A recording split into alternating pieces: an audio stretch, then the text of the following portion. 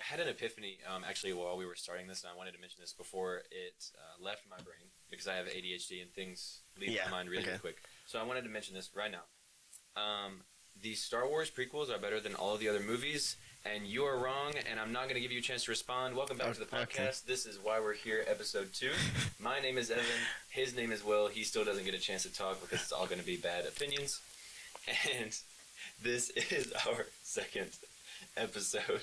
Yeah, joke's on you. I like the prequels more than anything. So, anyways. How are we doing today? Doing great. Long morning, honestly, though. A lot of doom scrolling. Oh, jeez. A lot of doom scrolling. Well, to keep up with how things are going, we're going to do a high-low buffalo. And if you don't know what that is, it's where you basically recap your week. But it's themed, because we're fun. So you give a high moment, a low moment, maybe nothing too crazy. Yeah.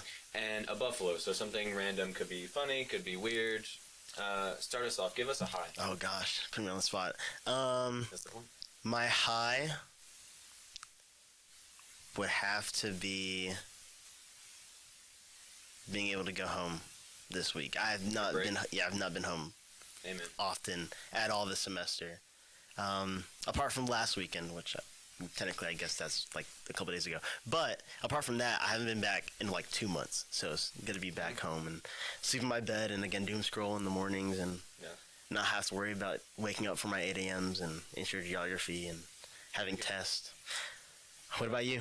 I would say my high for this week, probably, I've got a lot of family coming down to my house for the week. Got some family that live up in Virginia. They come down to our house for the holidays. They'll be staying through the week, so it'll be a really good time. Amazing. I love my family. They're great. A little weird sometimes, but I love them. They're cool, so it's good having them there. Now, give me a low. My low would probably be yesterday. I absolutely bombed my math test. It was pretty embarrassing. College algebra. Bro, come on. Yeah, it was bad. And it honestly should have been that hard. If I had studied just the day before, like I studied the day before, but it was like the night before. If I studied the day before the day before, and the night before the night before, then I'd have been golden. the day. Anyways, that was a low for me, probably. Gosh, I don't even know. Did you stub your toe at all? I was up till 3 a.m. last night. Why? Waiting for the family to come in. Okay. And so I was just really tired this morning. It was a low, but then it started with a high. Oh, you're tired. It did. But, I mean, it's not that bad. Yeah. We're chilling. Give me a buffalo, something random. Oh, man. Something you want to mention or something funny. Okay, well, my friend, he is going to school in Orlando. It's called Full Sail. I don't know if you know Full Sail. The artsy one we were talking about? Okay, yes. Yeah. So he is going to school for music, and he sent me this song, and it was actually really good. Like, it was pretty good. Yes, he made it. Now, he does say some choice words in a couple of the lines. Choice words is crazy. But I was surprised that he made a song that sounded that good. Or like what kind it's like melodic rap. Melodic rap. Okay. Yeah, so like a little singing. But also rapping. I can't think of a good example, but okay, I think I'm tracking. But it was actually really surprising, and I was like, huh, nice. Anyways. For mine, I would say I went to go get some breakfast this morning at Bojangles. As one does. I'm already hungry, dude. Why are you sorry? We were actually just talking about that. We're both starving. My bad. But I went to Bojangles this morning. Got me a sausage biscuit. Best breakfast item on the menu at Bojangles. You can find me about that later. And I roll up, and it doesn't look like my regular Bojangles. The building is typically like a tan, and it's all red, and they've wrapped it in wrapping paper. But it's like a vinyl wrap type deal. And it's all like decked out for Christmas. It's like a Christmas present. And on the side it says Bojangles. Bojangles. Bojangles. That's a great jingle for Bojangles. It's break out of this. And it looks great. They haven't finished all of it yet. They've wrapped like maybe half of the exterior of the store. Mm. And so yeah, maybe a Bojangles near you is going to become Bojangles this holiday season. Only the one near you. Because you go there and you are special. You're very special. So my mom told me I was special. Yeah, I hope she did. Now, of course, it is the holiday season. Clearly, things are getting, put up for Christmas, but tomorrow's Thanksgiving. Amen. Happy Thanksgiving. To those listening, if you're listening when we put this out, probably later this week. Hopefully you had a great time. Hopefully you had some good food. Yeah. I know I'll have some good food. Happy holidays. Shout out, by the way. You know what I'm thankful for? What are you thankful for? That the podcast has social media accounts. You know I'm thankful for? What? That the podcast has people that go to the social media Amen. accounts. There we go. You can find us now on YouTube, Spotify, of course. It's probably where you're listening. YouTube and Instagram. So Spotify, YouTube, Instagram. We've got a reel up right now. There's more scheduled and on the way. Be on the lookout for those. And if you caught that the Instagram page went up prior to the recording of this video, you will have seen that there was a way that you could interact and submit some hot takes to be featured in the podcast. Oh, yeah. More on that later. But keep on the lookout. Go follow those. Keep up with us so you can see what's going on and possibly be a part of the show. Oh, yeah. So, any other notes? I think you said it all. There we go. Well, first stop on episode 2 of Why We're Here is, of course, continuing our devotional from last episode. Now, it's been 2 weeks since our first episode, so we'll do a little bit of a recap. For those new to the pod, we do a little bit of a devotional time every episode. Right now, we are in a study through the book of James. That's towards the back end of your New Testament, if you're unfamiliar with where it's located. Last time, we talked about how the book of James is structured, who the author was. He's more than likely Jesus' brother, and it's structured into 13 different tests for the genuineness of a Christian's faith. Last time we talked about the test of perseverance in suffering, if you remember. Yeah. I read it. I hope I remember. There we go. Perseverance in suffering and how to find joy in that, how to see God above all else, and really just get through hard times and understanding how you respond to that is key. So today we are going to be back in James chapter 1, kind of the middle part, about the middle of chapter 1. We are on the second test for faith, and that is the test of blame in temptation. Yeah. Blame in temptation. It's going to be verses 13 through 18. Do you want to split these up? We can. You want to just go back and forth? We can. Mix the translation? Sure. That might be a little questionable, actually. We'll see how it goes. Yeah. So, we're in James chapter 1. We're going to start in verse 13. I'll go first. Okay. I'll go first. I'll do 13 through... Call it 13 through 15. And you can do 16, 17, 18. Sound good? Okay. 16, 17. 16, 17. All right. James 1, starting in verse 13, it tells us...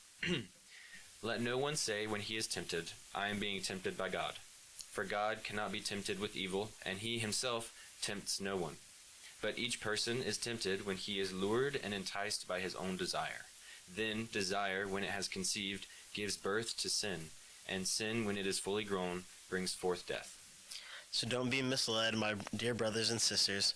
Whatever is good and perfect is a gift coming down to us from God, our Father, who created all the lights in heaven. He never He never changes or casts a shifting shadow. He chose to give birth to us by giving us his true word. And we are out of all creation became his possession. His prized possession, I should say. Sweet. Well, let's pray really quick before we continue. Yeah. Dear Heavenly Father, we thank you for this day. We thank you for all that you've done for us and continue to do for us, God. I just pray for all those in this room, all those listening, Lord, that you would just be king over their hearts, Lord, that you would take care of them, keep them safe as they're traveling this holiday season, God. Enlighten to us the truth of your word, Lord, and just continue your providence throughout our lives, God. We love you, we praise you, in all things we do, and we praise in Jesus' name. Amen. Amen. Now, as we said, this is the second test of the genuineness of your faith, the test of blame in temptation. Now, verse 13 here, it says, we're going to read it one more time. It says, let no one say when he is tempted, I am being tempted by God, for God cannot be tempted with evil, and he himself tempts no one. Why wouldn't God tempt us to sin? I'll put you on the spot here. Well, I feel like God wouldn't lead us astray from Him. He wouldn't lead us to hell. Yeah, of course. Right? Yeah. He is perfect and without blemish, and he does not have. That is not the will that he has for his people, i.e., us. And so it's never going to be God, right? And we are born into this sinful nature that we have as humans. You ever heard people say like, oh, you're inherently good. People are inherently good. Yeah. We're not. We're not. Right. Yeah. So, unfortunately, people are not inherently good. We have a sinful nature. We know that from Genesis, from the fall. From all throughout the Bible. Right. It is actually against our nature to do good. That's why it's so easy to lie and to, slap your co-host across the face when they say something that's wrong. Yeah. Opinions about the Star Wars prequels. But we're not going to talk about that. So, it's our nature. It's our, how do you say it?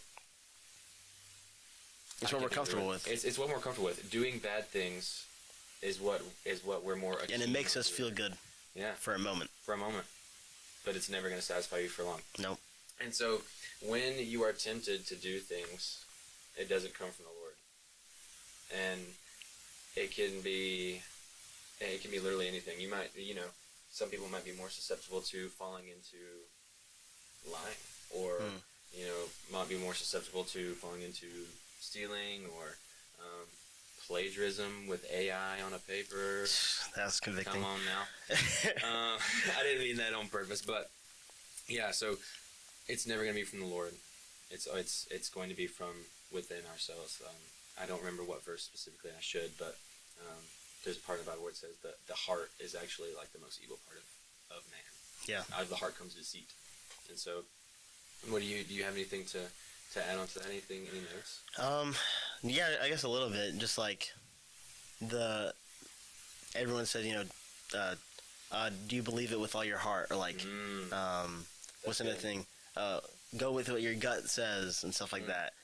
But like, it's over and over again, like, that is the worst advice you could possibly take, because we are not, our intentions or our wants are inherently bad. So. Inherently bad. That's exactly right. I mean, I want to go steal a brand new car. That would be nice. That would be really nice. For a second. And then I'm in jail for like however long. Yeah, I was going to say. Depending on how expensive. Years, but that feels like depending on how expensive the car is. Depending on how expensive. Yeah. So. If you steal that Scat Pack Challenger or whatever. Talk about in last episode. You haven't seen that? Go watch it. No. The Hustle Stuff drag pack. Yes, that's right.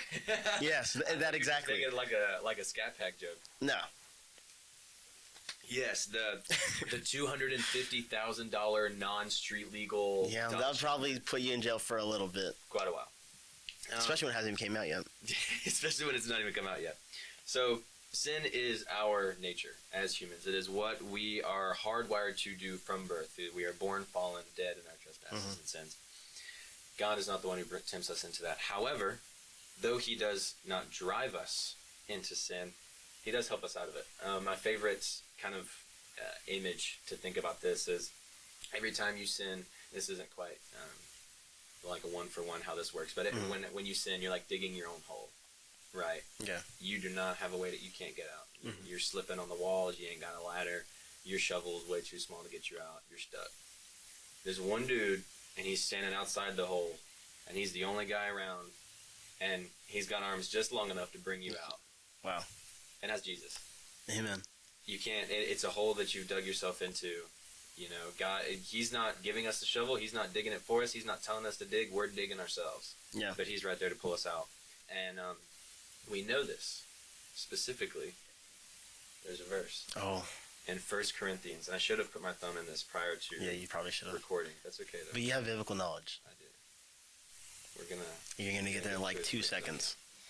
I'm almost there. And he's in Corinthians. I am in Corinthians. So, 1 Corinthians chapter 10, verse 12 and 13, it says, "Therefore let anyone who thinks that he stands take heed, lest he fall." Verse 13, "No temptation has overtaken you that is not common to man. God is faithful, and he will not let you be tempted beyond your ability. But with the temptation, he will also provide the way of escape, that you may be able to endure it." And I think this is profound threefold, actually. Okay. First, it's saying, therefore, let anyone who thinks that he stands take heed lest he fall. And that's a warning against pride, right? Mm-hmm. So I was just saying, we are digging ourselves a hole that leads to hell. We can't get ourselves out of it.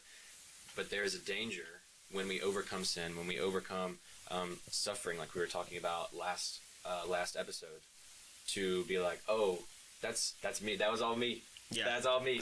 I'm him. You know what I'm saying? There's that temptation every time. Oh, somebody asks you, how'd you get out of that?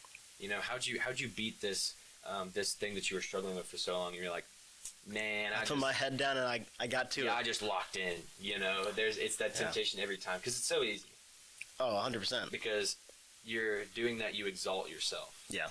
But really, in reality, what we need to do is point to who actually got us out of it, and that's Christ. Mm-hmm. And that's the exact opposite. When we're saying, oh, it was God who got me out of that, we're not exalting ourselves, we're actually lowering ourselves. We're getting on our knees and pointing to the Lord instead of ourselves. That's why that's also so hard to point who's the author of our successes. Yeah. Is because it's actually lowering our own standing, right? To point to Christ because it wasn't anything we did. Mm-hmm. And so that's one. So a warning against pride. You can't get through it by yourself. No. It's only the Lord that can get you up out of that. And not only does it restate here, no temptation has overtaken you. So you're going to be tempted. It's going to happen. You're not free from temptation. You're not free from any sin. It's all common. Mm-hmm. It's all happened before. But God's not going to let you be tempted beyond what you can get through. Is that not so comforting? Yeah. Whatever you're going through, whatever you struggle with, whatever I struggle with, whatever you struggle with, whatever he struggles with, it's a little fourth wall break. Whatever any of us struggle with, it is not something that is unovercomable. Yeah.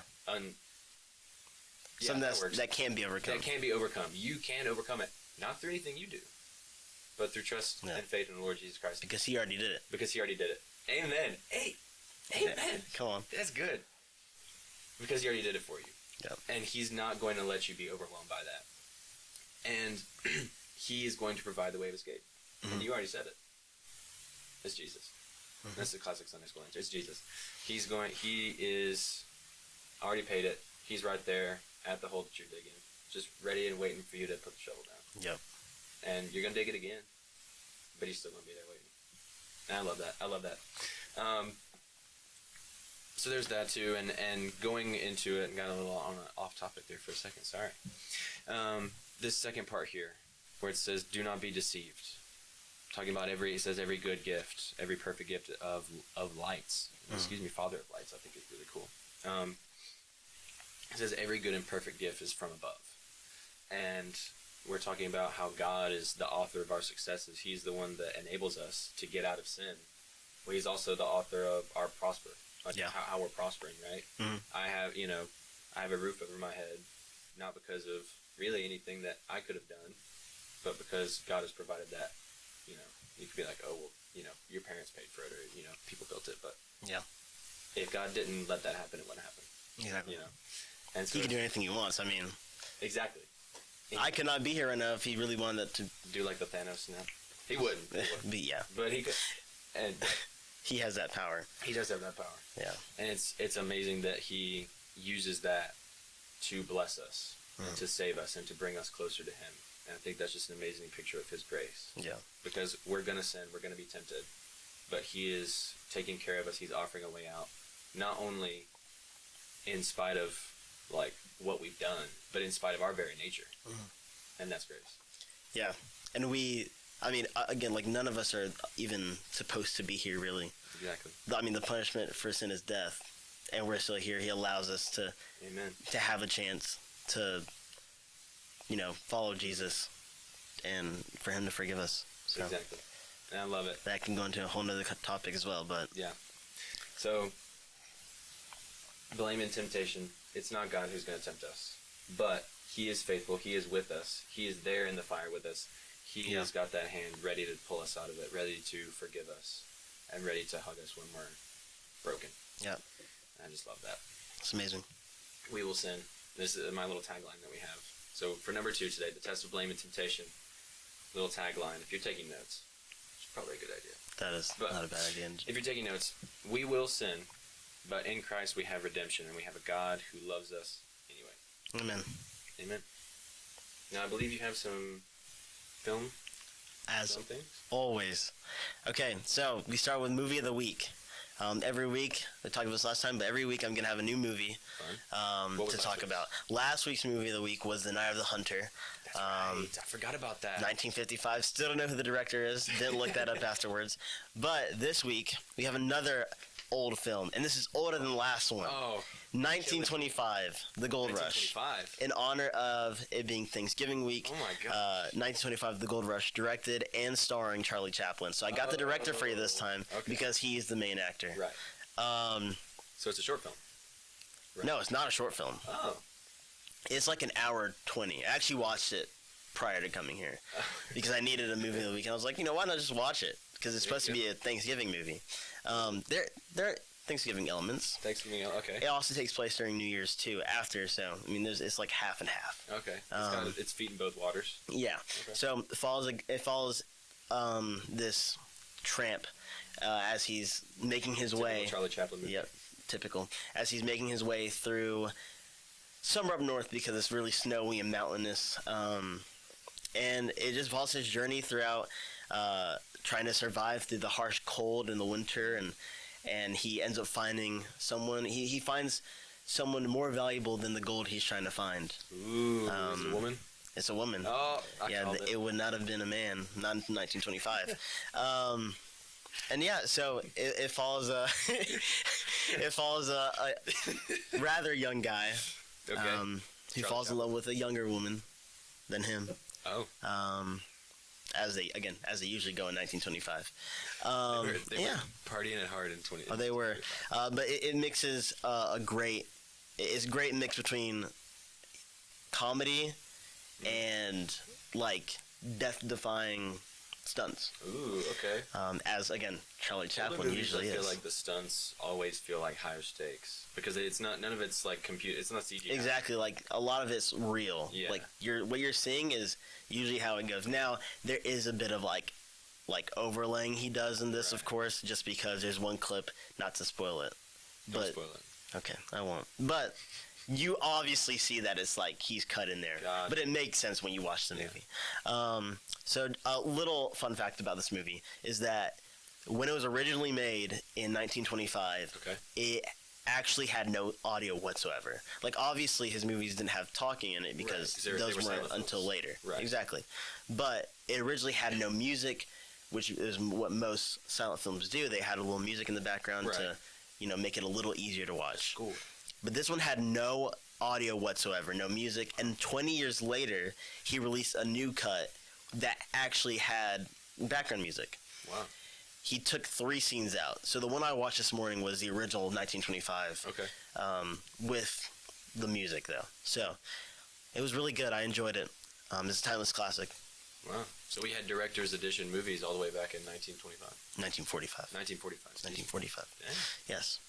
Okay, on to the actual news of what's happening right now. ABC ordered a pilot for The Rookie. Have you seen The Rookie? What's The Rookie? So, the cop show that you always see on YouTube Shorts, with a guy that's a pretty old guy, and he's a rookie, and he's going through LA. No, I mean, no idea if you see a picture of him, you've probably seen it because it's all over YouTube Shorts. You guys have probably seen him on YouTube Shorts.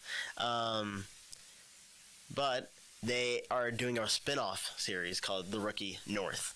Okay. Starring Jay Ellis, and it's just a straight spin-off. I honestly, he's been in something I've seen, but I can't, off the top of my head, I can't give it to you. But yeah, spin-offs are obviously a little sketchy. Depending on, they can sometimes be good. They can be great. Arguably, sometimes it can be better than the original show. Yeah. But what do you think of this? Even though you haven't known much about it, we'll have to wait and see.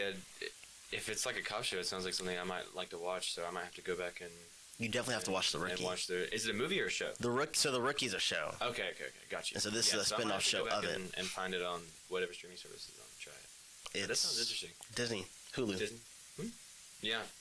Spin-offs are always tricky. I know, this is not related in terms of what it's about. Go for it. But Avatar: The Last Airbender, great show. Haven't seen it yet. Great show. It's amazing.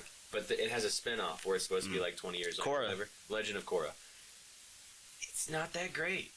But I hear it's good. It's okay. It's pretty. It's when okay. I mean, I feel like in that sense, when you're going against what people consider as like the highest, one of the best kids shows of all time. Not even kids shows, highest shows of all time, like one of the greatest shows of all time. I feel like it is pretty hard to remotely get to the same stature. That is true, but we'll have to wait and see. All right, next, A24 has partnered with Barnes & Noble, and they are launching an in-store retail space. Do you know who A24 is? That's that indie film company, right? Yeah. Yeah. Recently more mainstream now because of just who they're getting. And popular. Yes. But yeah, so they're going to be in Barnes & Noble. Interesting. What are they going to say? It's a movie company. Yes. So what are they going to sell? They're selling all the merch from their movies that come out and that will come out. They are going to sell films, like actual, I guess, DVDs and stuff like that. People still buy DVDs. Criterion Collection. Have you heard of Criterion Collection? I have not heard of Criterion. So it's basically every like film. I'm a film major. Is every film person's like go-to thing when they're collecting movies. Okay. If the movie has made it into the Criterion Collection, it's a good movie. It's up there. It's considered one of the greats. That's interesting, though. Partnering with Barnes & Noble seems like an interesting move. Yeah. It definitely is, especially when nowadays people can just like, buy it online. Yeah, I do it online. But I think it's cool. I think it's interesting. They have a lot of like, kind of behind the scenes stuff that they're going to be selling. When it comes to movies, props, like prop replicas or something. Probably, honestly, I would imagine they would. But they're going to have like, you have movies have books. And like a bunch of knowledge and information about the movie. They're going to be selling stuff like that. I'm a big A24 guy. I love A24. I don't know that I've ever watched an A24 movie. The stuff I've watched this year, Eddington, what was it called? You got it. I know. Materialist with Pedro Pascal and Chris Evans and Dakota Johnson. So good. It is so good. There's more. I'm just blanking on them right now. No, you're good. Civil War came out a couple years ago. That was really good. I did hear about Civil War. So good. But I've heard good things. Oh my gosh. I'm a big A24 guy. Okay. Have you ever heard of Everything Everywhere All at Once? Yes, I have. That's A24. Really? Yes. Isn't it on Netflix though? I'm sure it is. I mean, they have their stuff on streaming platforms. Gotcha. It's just not like they're not put to one streaming platform. Yeah. But they usually do go to Max if they were to go to a streaming platform. Interesting. Yeah. So that's pretty cool. Next thing, have you watched Stranger Things? Do you watch Stranger Things? I watched season 1 and then like half of season 2, and I just kind of like not really lost interest because I still think it's an interesting show, but I just kind of quit watching and I never went back to it. Okay. I have seen everything up until episode 1 of season 4. I finished episode 1 of season 4. Behind a lot. But Stranger Things season 5 volume 1 actually comes out today, I think, if not has already came out. Oh wow. I have heard about that launch. Yes. It's like everywhere. Yes. Have you seen the runtime for every episode? No. It's supposed to be like the first episode I think is like 2 to 3 hours. Dang. And it doesn't get shorter after that. It stays an hour to 2 hours. At that point. It's like a full like movie. Yeah, it's like a feature film for every episode. Yes, it's like they're literally dropping a saga of movies. That's as a season. Does that count as a show now? Like, is it still? I think it does. It does. I don't know.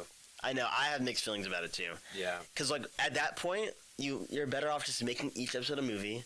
Yes. And doing what Star Wars is episode 1. Yeah. But just releasing it in theaters. Yeah. And I think in that way you'd make more money. I think like as someone who I do have ADHD and my attention span specifically with movies is very, very short, and so it takes a lot. It takes a movie has to be really, really good to retain my attention for the entire time. Yeah. And I struggle to be able to like commit and sit down and even watch like a long like show episode. Yeah. So that's why going back to Avatar: Last Airbender, each episode's like 20 minutes. That's like perfect for me because it's like a YouTube video. But then you get into like these newer shows where it's like the MCU and the new Star Wars shows where they're all like 45, 50 minutes, and it's just like, man, like how do you fit that into your day? You know? I can sit through that. What gets me is movies, and I have a tip for you. Okay. Grab yourself something to eat. Watch a movie or something. No, not like a bag of popcorn. Like get a full meal. So while you know how like people watch YouTube when they're eating, watch a movie when you're eating. It'll keep you awake. It'll keep you engaged. That's okay. That makes sense. That's what I do every morning over summer break. I would watch a movie. But what I do before that is I'd get my breakfast. I get a cup of coffee. That's a recent thing. But I get a cup of coffee. Mm-hmm. I get my breakfast, and I sit there and watch a movie and eat it. Wow, you're very structured. Oh yeah. In your movie watching. Oh yeah. But yeah, I don't know if that's a really long run time. I don't know if I could. I might break it up into my little segments. That's kind of the reason why I stopped watching it, is because I was like, I don't want every episode to be a movie. Yeah. But I'm interested in it, and I kind of want to go back. It seems exciting. It makes me want to go back and rewatch it. This is the last season they're doing. It looks good. The last season. The trailers I've seen, yeah. I know this is the final. Yeah. They also had a play that they did overseas in England that ties into it's like a prequel. Huh. There's a play. Like there's a prequel stage book. play. I have it. It's probably based on that. It was pretty good. I read 3/4 of it. Yeah. And then I put it honestly, you probably know more than me now. Yeah. Favorite season was season 3. You gotta at least watch season 3. So good. They bring in. Never mind. I'm not gonna spoil it for you. Yeah, don't tell me. Okay, next, Amazon has gone back to what we talked about last episode. AI. They have introduced AI-powered recap videos. So you know how when you watch an episode of a show, and it'd be like previously on blank. Yeah. Previously on. Yes, that is now they're doing AI recaps for that. So like, have you seen Reacher? Yes. That will starting this next season will have AI recaps. It doesn't make any sense. You might have. What you know why? What are we gaining? They keep money because they have to pay someone to do that. Because if they get paid hourly, that takes a decent bit away. Yeah. And it just makes everything a lot more money efficient. They're paying people to go back and check it, right? I'm sure they would. So you're still paying somebody. Yes, but if it's hourly again, that's a lot of hours taken off because someone's not editing it. Yeah. They're just watching it and be like, "Oh, it's good." From a business standpoint, I guess it makes sense. Like they're trying to cut back on expenses and that kind of stuff. Because they really don't make money. Amazon loses a lot of money. As they should. No, I'm just kidding. Everything to do with Prime and Twitch, they lose a lot of money. Really? Yes. I didn't know that. I don't think Twitch has made money in like a couple of years. Like the Twitch, the platform? Like the platform. They haven't made money in a long time. Wow. Yeah. It's because they keep banning their creators. Yep. Anyways, that's all. But to go on to today's topic of film, Timothee Chalamet. I thought it was Timothée. Yeah, but I just say Timothée Chalamet. Yeah. I mean, I'm sure, I love Timothée Chalamet. I would love to meet him one day. I don't know if I could even name the last Timothée Chalamet movie I watched. Shame. I've seen Wonka. I've seen Dune Part 2 as well. I've seen, there's another one. I need to watch Lady Bird. He's in that. What's that? Greta Gerwig. It's one of her movies. I need to watch that. Anyways, I love Timothée Chalamet. He's like one of the greatest actors of our generation right now. He's got great hair. He does have great hair. Actually, he just shaved it off. Anyways, to focus on what we're talking about, Timothée Chalamet, there's 2 major things he's like going viral for right now. Okay. One is he's doing his promo for Marty Supreme, which is like a biopic of a ping pong player. Okay. Very niche, but it's blowing up right now because of the marketing he's doing for it, specifically the marketing. Okay. We actually have a video of something he posted. He posted a 20-minute clip, 18-minute clip of him on a Zoom meeting. Okay. Talking about the marketing for it. So gotta love Zoom meetings. If we have it up, do we have it up? Okay. Well, is so funny. That is one of the many clips from this that is absolutely going viral. I can't believe it's blowing up. You caught a lot of that. To preface, I do not follow anything Timothée Chalamet. I have not seen that video prior to literally just now watching it. Yeah. And I'm on the same. Have you ever seen me and Timothée Chalamet in the same room? I've never. It's me. It is you. I mean, you have the hair is the burnt orange. It's the burnt orange that took his graphic designer 6 months. Exactly. It was a color swatch. It was a picture of a color swatch. Now we will talk to him being other people soon, but that's besides the point. Also, that was a fake Zoom meeting. That was not real at all. It was straight for marketing. Of course. But when I actually saw it on his page when it first went up, and I thought he was going crazy. I was like, is he like losing his mind? But I was like, oh wait, this is satire. Like this is not real. Of course. But he's also had other things that have been he's been talking about. In that same thing, he talked about having a blimp. And we have the blimp. We have the blimp here? We have the blimp in the room. It's in the room. No. So the blimp is the Marty Supreme blimp. He actually had it made, and it flew over Hollywood the other day. That's interesting. Fun factoid that I know about. Did you know that all the blimps in the world are made from one manufacturer in Switzerland? Really? Yep. Even the Goodyear ones. It's the Goodyear blimp is 2 different models made from the same manufacturer in Switzerland. All blimps that you ever see are made from that company, which means that. So they have a monopoly on blimps. Probably, yeah. But like no one really cares because it's a blimp. Because it's a blimp. Okay. But there's your fun factoid. That is. Swedish. So that's where the blimp was made. That's where the blimp was made. Nice. The Marty Supreme blimp. He also talks about, we got to be passionate about this film, which is why you saw him like that. He was so passionate about it. Yeah, he was on one. I'm ready to see Marty Supreme. I'm ready for when it comes out. I have no idea what it was. Or comes out this year. Comes out next month. Just now, but we should go see it. We should go see it. Yeah. Marty Supreme Day, whenever that is. Another thing he's going viral for, which is really not related to the movie, but because it helps the movie out, it's going viral. Right. People are saying that he is this underground rapper in the UK, SD Kid, one of the most hottest rappers in the underground scene. Is he British? No, the name is French, so he has French roots. Okay. But he grew up in New York. So he's American. Yeah. Okay.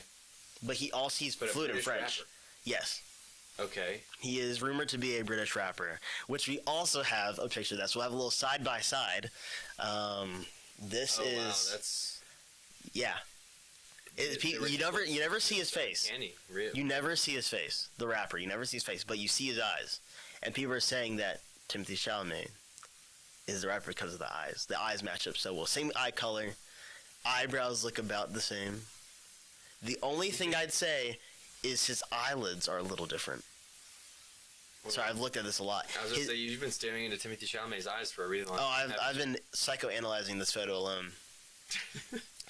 So we need to somehow convince Timothee Chalamet to put on an Assassin's Creed cosplay costume. Yeah, and we'll see how it matches up. Yeah. That's okay. Interesting. But I think it does make sense because going back to another clip we have, he's actually a rapper. He's a what? He was a rapper. He was a rapper. What? He has a song called Statistics. Statistics? Yeah. Like, okay. He made it for his class, his statistics class. Okay. So let's take a look at it. Just a little black screen for a minute. Okay, yeah. He'll come in soon. Timmy, it's your boy Lil Timmy Tim. Yeah. What up, statistics class? I'm coming through live from G25. Yeah. Live from G25. Let's go. Statistic. Yep. Statistic. Yep. Statistic. Yep. Statistic. Yep. Miss Law M. Miss Law M. Miss Law M. Miss Law M. Statistic. Yep. Statistic. Yep. Statistic. Yep. Statistic. Yep. Miss Law M. That's enough. I'm gonna get you a life-size cutout of Timothee Chalamet for Christmas. Anyway, no, but he went by the name Lil Timmy T. Lil Timmy T. That's actually Lil Timmy T. For a parody rap name. He was a performer, dude. Ones I've heard. He was a performer. There's many other clips too of him performing, and I love it. There's a clip, I don't have it, but there's a clip where he's going rah rah like a dungeon dragon. You've got me convinced. He's a pink wig on. He's got a pink wig. Yeah, I mean it's amazing. It's amazing. It's on YouTube. You should go look at it. I believe you. You should go look at it. But yeah, do you think this is like a little parasocial for people to, if you think, oh, he's SD Kid, it's him. The eyes match up. I don't know what parasocial means. Basically, just like actually, that's not parasocial. Parasocial is like when you think you know someone because you see them. Oh. Like you watch a lot of their stuff, so like you feel like you already have this connection with them. Okay. So you think they're like projecting? Yeah. Well, the question that they want it to be that. The question is, has SD Kid come out and said he's not Timothee Chalamet? I don't think so. Then there you have it. And there's a clip of him walking in of Timothee Chalamet walking in, I think. Like a club? I think it was London. But he was walking around in London with guys next to him with orange ping pong balls on their head as promo for the new movie. And someone went up to him and yelled, "Are you SD Kid? Are you SD Kid?" What did he say? He laughed and kept walking. Oh. So it's not confirmed. I think. It does sound like a confirmation. Unless he just didn't want to stop and talk. Yeah. But I feel like if for like an actor, like that's bad for PR. Like if you're being accused of being some like indie thing that like might not align with like your brand or whatever, then you would probably be pretty quick to shoot that down. Yeah. Anyways, I think it's pretty likely with all the evidence that you presented today. I think your case is valid. Oh, I don't think he's SD Kid. I just want to talk about it. What do I have a problem with? Timothee Chalamet. Oh, maybe just a little bit. Okay, and that wraps up the film segment for this week. That's why I'm here today. Well, let's talk about Timothee Chalamet, Jesus, and money. Okay. Money? Yeah. Well, I'll tell you why I'm here today. Cars, as usual. Mm-hmm. Now, specifically for our little news segment that we've got, the LA Auto Show is actually happening right now. As we speak. As we're sitting. It is November 21st through 30th. This year it's a whole week long, which is pretty cool. And I'm going to be so honest, I did not know that it was happening. You just found it? I had no idea, but it's going on, and I'll tell you how I found out in just a moment. But basically, auto shows, if you're unfamiliar, a bunch of car brands, car manufacturers pull up, and they bring their new cars or refurbished old cars or, stuff for, like, PR to get people talking about their stuff. Yeah. Specifically, though, in, like, bigger cities, when they do it in Detroit or New York or LA, they bring new cars to show people, to generate hype so that you go and you buy their new car in like a year's time. So, that being said, I had no idea that the LA Auto Show was going on this week until I saw a video, actually, it was on my TikTok For You page, of this guy talking Doom scrolling? Okay. As you do. There's this guy talking about all of the different cars that Hyundai, however you pronounce it, Hyundai has released. They are popping off right now. Really? And we've got some pictures of this first one. It is this one? No, that's the wrong one. The wrong one? This one? No, I don't think I pulled them up actually. Wow. Oh, that's so sad. Click the link. Oh, Stand by. We've got technical difficulties. That one there. Yes. You did not. You can just pull up that first one. Yeah, there we go. So, I have heard a whole lot of stuff coming out of Hyundai from the LA Auto Show. Okay. And this concept car that we have here is called the Hyundai XRT Crater. That actually looks really... I like that. It looks cool. It looks cool. Don't do this. And so I don't really keep up with Hyundai. I'm not really much of an Asian vehicle kind of guy. Okay. I can get down with some Hondas. But again, lots of Hyundai news. This XRT Crater is apparently born out of this like submodel genre that they've been trying to attempt lately. Look at that again. Starting in 2022, apparently they introduced the XRT trim level to some of their SUVs, and it was really just kind of a boring like appearance package. Like, hey, here's your SUV with some off-road tires and like a 2-inch lift. Nothing crazy. Okay. But here we have this concept car. It is kind of like a letter of intent from Hyundai, apparently, to like break into the off-road genre. Yeah. Really interesting for them to be trying this. Doing that. It's not very Hyundai-esque, but who knows? I think it looks cool. It looks better than an FJ. Than an FJ Cruiser? Like a Toyota? Yeah. Don't dog on those. I like those. No, I don't. I hate them. That's one of my least favorite cars, actually. I was actually watching a clip of it today, and I was like, this is like one of the worst cars I've ever seen in my life. Anyways. You're so wrong. I can't even get to you're hurting my feelings. Anyways, so it's very much like a rugged steel, like industrial. Let me stop you there. You know what they say about the truth. The truth doesn't care about your feelings. Okay, you continue. Anyways, this XRT Crater concept car, it was in person at the LA Auto Show. Unfortunately, I failed to bring up some extra pictures. That's my bad. But it was in person. People could walk around it, sit in it, poke and prod and see what was going on. That's sick.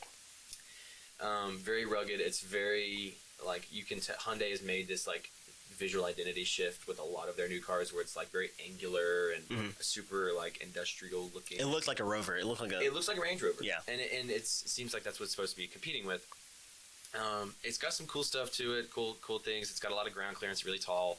It's got tow hooks that are built into the front. Oh, that's bumper, sick. Which comes pretty standard on most off-road vehicles. Oh, okay. But it's cool that it's on Hyundai, I guess. Yeah.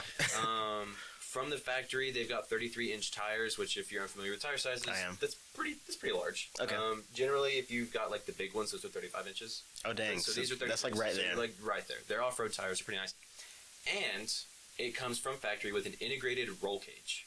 Ooh. Which is basically this skeleton built on the inside of your car made out of steel or aluminum, however you want to do it, and to protect from rollovers, that kind of stuff. You see it on like race cars specifically, and then also a lot of off-road vehicles because if you're climbing rocks and stuff, your car rolls. You want to have extra support. Question: does Jeep come with those? Does the Jeep come with those? Okay. Not all of them do, but some do. Okay. So it comes with an integrated roll cage, which is pretty cool. Very hardcore, I guess you could say. Like they're going all in. Yeah.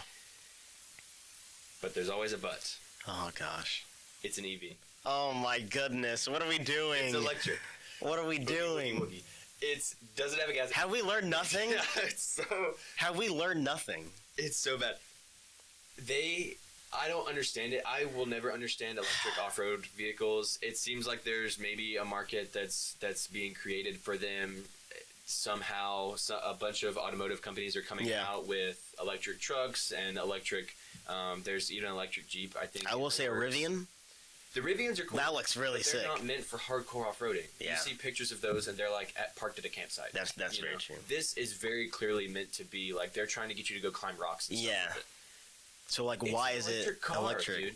Because you get that out in the wilderness, and you get stuck. You're not exactly. You can't charge that. Dies, and okay, let's say you get somebody out there and they pull you out of a jam. You have still can't go anywhere. Home. Yeah, and a tow truck can't come get you because you're out in the middle of nowhere, right? Or you're on a mountain or something. It makes no sense to me. I think personally that there needs to be multiple more years of electric drivetrain development before we really go hardcore on any type of heavy duty vehicle making it off road. Just because I don't think that the longevity is there. To kind of contextualize that a little bit, Ford came out with the F-150 Lightning lately, which is an electric full-size Ford truck like you would see a regular F-150, completely electric. Is that with like the big LED bar on it? Yes. Okay, I've seen that. Complete failure. Even in the highest trim level, this guy did a test. He took an F-150 Lightning, got it fully charged, hooked a 8-foot not an 8-foot, anyway, a small trailer to the back of it, and put a Ford Model T on the back, which is not a heavy vehicle. Yeah. And towed it like 5 miles and back, and the truck was almost dead. So this thing is gonna suck. Probably. But it's a concept car. There's no plans currently set by Hyundai to put it into production. It's just a lot of these concept cars that automakers will bring to auto shows is they make like one or two versions of it and then put it out in front of people and be like, is it something that they would like? And I'm guessing they're not gonna like it. I don't know. A lot of the stuff that I've seen about it is positive. Nobody's really been talking about the fact that it's an EV, which I think is weird. My question is, why does it have a roll cage and it's an EV?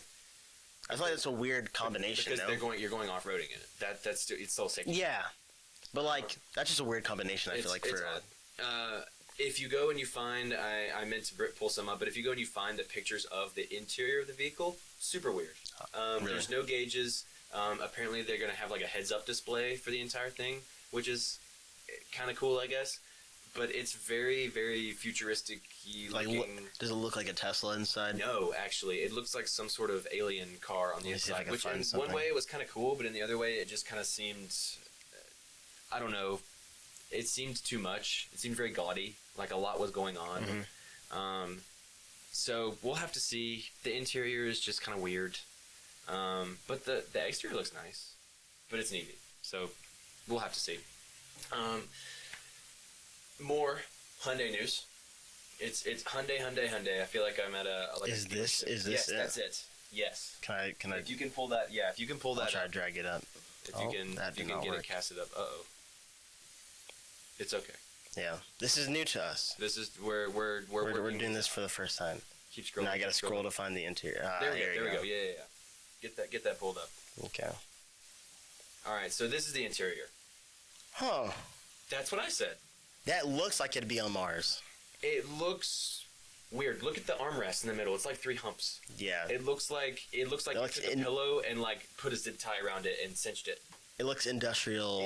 It looks weird. This looks weird too. And that reminds me of an F1 the F1 car, F1 steering wheel with the buttons on it. But it showed up to the LA Auto Show looking exactly like this. Huh.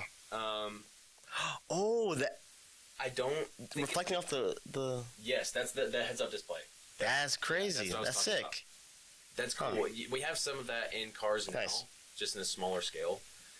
So that's what I'm talking about. It's very odd. It's very out of here. I don't know if I like it. It's different. Mm-hmm. That's maybe the best thing I can say about it. I think I'm known for my. I think I need to stop talking about it because I'm just gonna start trashing. I'm known for my crazy takes with cars. You like it, don't you? I like it. The I like the interior a lot. The interior. It looks not sick. bad. I also like a Cybertruck. So you say what you want. Jeez. Anyways, so that was the big thing for Hyundai. However, Hyundai has a luxury brand. Newsflash for those of you that didn't know. It flies under the radar quite a lot. It's Genesis. I know Genesis. Yes, I didn't know Genesis that was them. Hyundai owned. It used to be directly under, but it's since branched off into its own kind of luxury entity. But it is very much still owned, operated, built, and ran by Hyundai. Okay. Genesis is in the news a lot now, as well, also from the LA Auto Show, because they brought a couple of different things. Okay. The first one is the Genesis Magma GT concept. And we have a picture of it here. I love it. It looks sick. I think it looks great. It's very typical Genesis styling with the kind of like the almost gill-esque headlights. You see that on all of their vehicles. Okay. It looks like a hypercar. It's really round too. It's hard to find a round car nowadays, I feel like. Yes, but it's got great contour. I believe is the word that they would use in the design industry. Okay. Is that the flow and like angles of the vehicle? It's angular, but it's not sharp. And yeah. I really like it. I think it looks great. Visually, it looks amazing. It looks like a car I'd see in GTA. In a good way, though. Yeah, in a good way. Yeah. Not like, a car that you'd see on the side of the street. Yeah. And you want to rob it. So it looks great. I'm a fan. Genesis, they're already making SUVs and sedans, but they're wanting to start making this performance brand called Magma. And so that's what this would be called, the Magma GT. It's also currently a concept.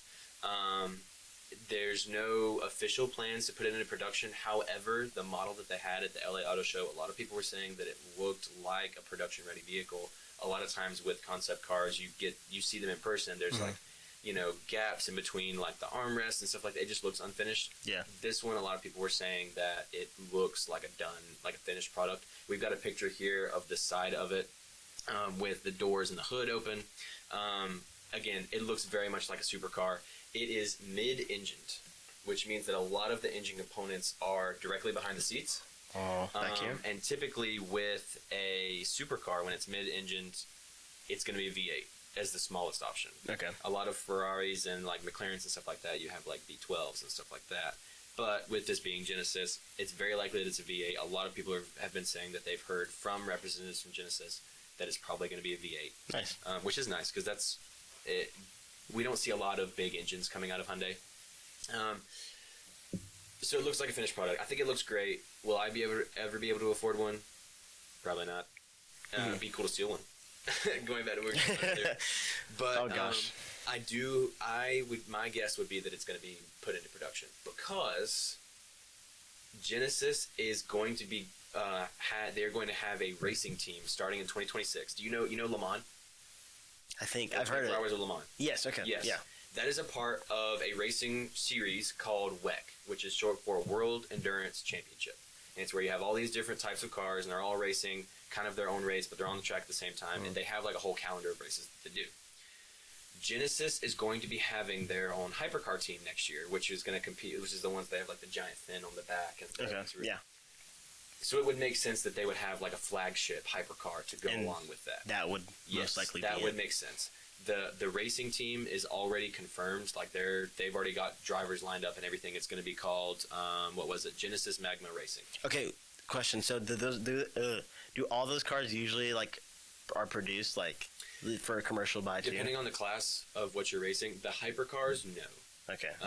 But then you get into like the GT3 class, which is where you have like the Mustangs where compete, or like the McLarens themselves where compete and stuff like that. Those are production vehicles. Okay. But the hypercars, so these, no. But it would typically they have like they take the engine out of one of their hypercars and put it in like their race car. That'd be cool though. Like buy this car that just won this race. Right. Exactly. And that's the great point. promo. That's the point, right? It's promoting like, hey, we just won one of the most prestigious races of the year. Go buy our cars, right? Yeah. So it would make sense that they put it in production. It looks great. I think it's cool. They have another one. Okay. This one is called the Genesis GV60 Magma. A lot of magma. Well, that's their performance brand now. That's true. EV. Oh gosh. And we got to picture this one as well. It is built on their pre-existing GV60 subframe, which is their SUV that you can go out and buy right now. I see the lights again. Yes, again, it's very, very consistent design. I love the way that their brand design looks. I think that they're doing a really great job. I like the look of it. It reminds me of a Lamborghini Urus in a good way. Yeah. It's more round. Again, more round. It's very angular, but it's not. It doesn't look like it's round, but it doesn't look like a bubble. It's angular, but it doesn't look like a block of cheese. Yeah, and that's a good thing. A lot of people don't like the Lamborghini Urus. They say that like Lamborghini should have stayed to just supercars. But with Genesis, they don't have that pre-existing history of, limited production single-seaters. Let's stay in this box. Right, and so I think this is a great car for them. It looks great. It looks cool. It is an EV. That's kind of lame. But what is it? What's the purpose for it? Is it just? It's the entire purpose of their Magma lineup that they're showcasing now is just the racing. Just like why would you ever go and buy a Porsche SUV? Because it's luxury and it's fast. Okay. There's a bit of a market for it. Why would you ever go buy a Lamborghini Urus? Because it's cool. Because it's cool. This looks cool. Okay. And it's luxury and it's fast. Speaking of fast, that EV is a dual motor, which likely means that we don't have this confirmed, but dual motor EVs are typically all-wheel drive. Yeah. So that's really cool. That means it's going to be very peppy. It's got 600 horsepower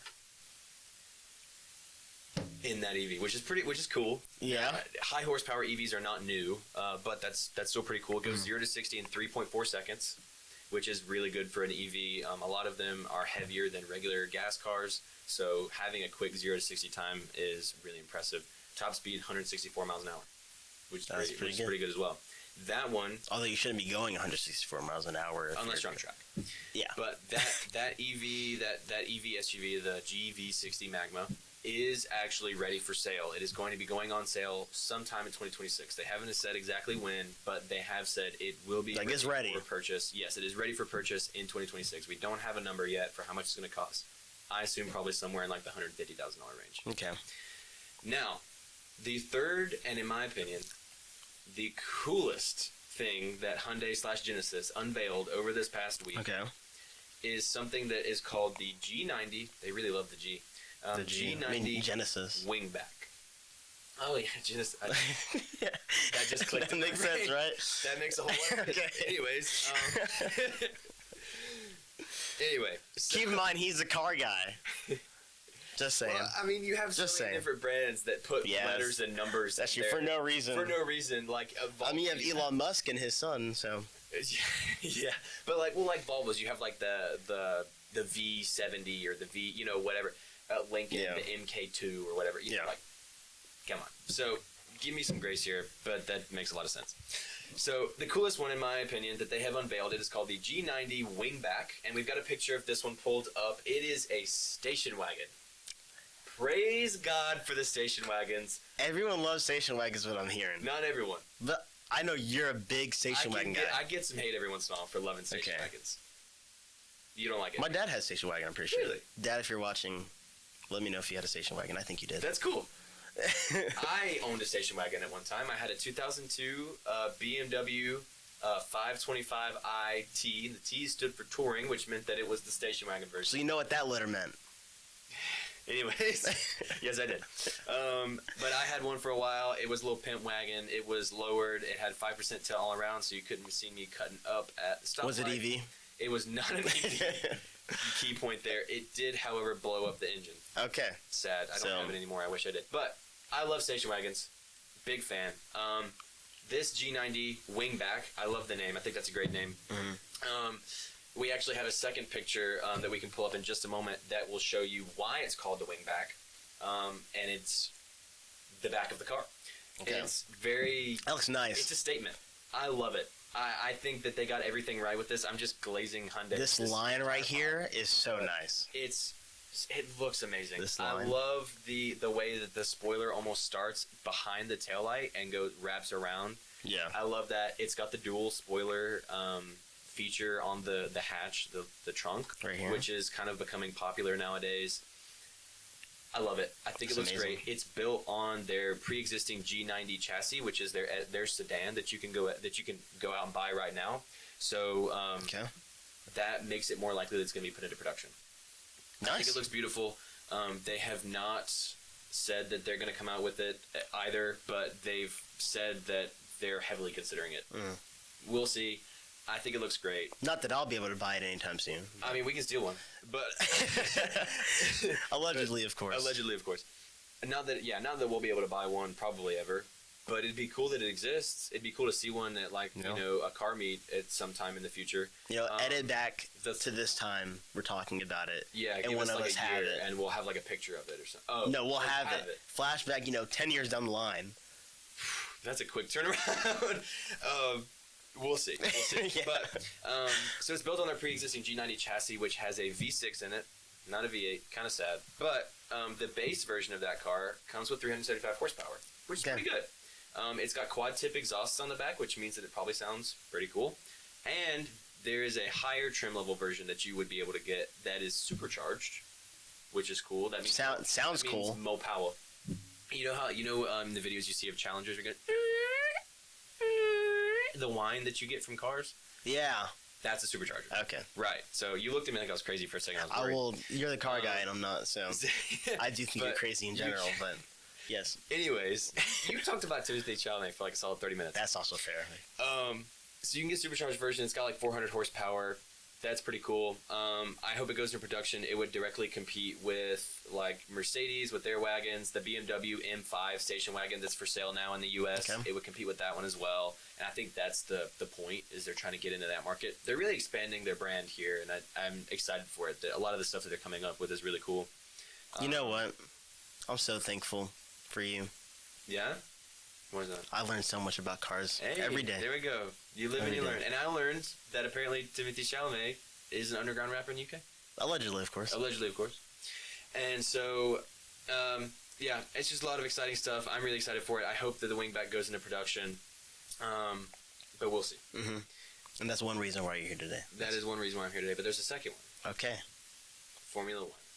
Amen. Now, this one you can speak to a little bit. This past weekend was the Las Vegas Grand Prix. Big event. Amazing. It was amazing. It was great. I fell asleep, so. I also fell asleep. But I went back and watched it, of course. I didn't. Oh, okay. I always fell asleep for like the last 10 minutes. Yeah. But it was this past weekend. The Vegas Grand Prix was a Saturday night race. They didn't want to have it on Sunday. Just like the Saturday night life, I guess, fits Vegas more. And also, it's a late race. It started at 11 p.m. Eastern time, which makes sense. So of course they want they want to cater it more towards like you don't have to wake up super early in the morning, for work the next day. So it was Saturday race. It was also cold, apparently, kind of there. It was raining that whole time before. We'll get into that in a moment. But because it's a night race, it makes the track colder, which means that tires have less grip, which generally makes for a more interesting race. People slide, they lose traction, they especially crash. With those tight corners. Yes, especially with those tight corners. Now, it's also a very long race. It's 3.8 miles in length for one lap. Fun fact, I actually played it last night when I was playing F124. Ah, he's a gamer. Yeah. Fun fact, then, that lap is 3.8 miles. Mm-hmm. The total race distance that they raced was 50 laps for a total of 193 miles. That's a lot of miles. That is a lot of miles. I never really looked into that much as an F1 fan to like see how many miles they race. That's quite a lot. Yeah. It's the second longest race on the calendar behind circuit, the Spa circuit in Belgium. Really? If you don't know what that is, it's a very, very famous racing track. But it's the second longest race on the calendar. Now, you said it was raining there. It was like pouring down rain. It was flooded. The track was flooded. The track was flooded at one point. So that shakes things up. The practice sessions were wet. It was rainy. They had wet weather tires on. You couldn't see anything. And qualifying was also a wet weather session, which shakes things up because the purpose of practice sessions and even a little bit of qualifying is the teams run different types of setups on the car to see what's going to be fastest, what's going to work best come race day. The issue then was that it was raining during all of the practice sessions and during qualifying, and it was a dry race. Mm-hmm. So, a lot of cars probably not as optimized as they should be. Yeah. Specifically, maybe for one team. We'll get into that in just a moment. But going into the weekend, the consensus was very much that Lando had the championship within his grasp. Really, all he needed to do was finish in the points somewhere, and he was probably going to just walk away with it with the next two races. There are only 2 races left in the season. Literally, all he had to do was just not crash and not to get disqualified. He had it within his grasp. Yeah. We'll get to that in just a moment. There's a lot coming up. Now, after qualifying, Lando got pole. Hooray. He had a pretty good run of form. At a circuit, by the way, which typically McLaren, who Lando races for, are not all that great at. It doesn't really suit their car very well. But he got pole position, first place. He qualified in first. So that was great. Our starting grid for the race was Lando in first. Mm-hmm. Max Verstappen in second place. Come on. Carlos Sainz for Williams Racing in third place, which is kind of crazy. I barely heard of him. Exactly. He's typically that Williams as a team is never usually a front runner. I've heard. So he qualified third. Then George Russell for Mercedes, which makes sense, and then Oscar Piastri for McLaren. So he qualified significantly farther back than his teammate and championship rival. Remember, we talked about last time, Lando, Oscar, and Max are in this 3-way title fight for the Drivers' Championship for this season. And so wherever, however much ground they can make to start a race on their rivals makes it that much easier for them to win this thing. So Oscar starting that far back was a pretty big shock. Now, we'll talk about the race start in a second, but I also wanted to note Lewis Hamilton. Everybody knows Lewis Hamilton. If you don't look him up, you probably do, and you just don't remember who he is. He drives for Ferrari this season. This is his first season with Ferrari. He qualified P20, last place on merit. This marks a very sad weekend for Lewis Hamilton. This is back-to-back weekends, though, right? Back-to-back weekends where he's qualified bad. Because he didn't qualify very well in Mexico. Was it Mexico that we were talking about last time? Brazil, excuse me, sorry. Brazil. He didn't do very well either. He qualified actually P13 there. So he did worse here. This is the first time in his entire career that he has qualified P20 on merit. Just like Max. Brazil. Yep, with Brazil. Which is I see wild. A trend. Right? Although how the mighty are falling. But he qualified P20. Whoa. Pretty rough. His just continued run of poor form. Yeah. And also notable, Kimi Antonelli, who is the other driver for Mercedes, which is a pretty big team, pretty good team. Him and George Russell. Kimi qualified P17. Crazy. Wet weather sessions, particularly qualifying, usually brings a shakeup in the grid order. This probably caused, partially what Lewis and Kimi suffered was just the weather. It's never ideal to be racing in the wet, but also, it's hard to. It's wet. Of a balance. Yeah.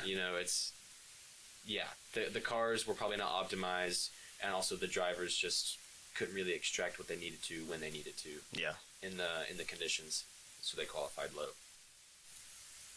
Then we get to the race. Oh boy.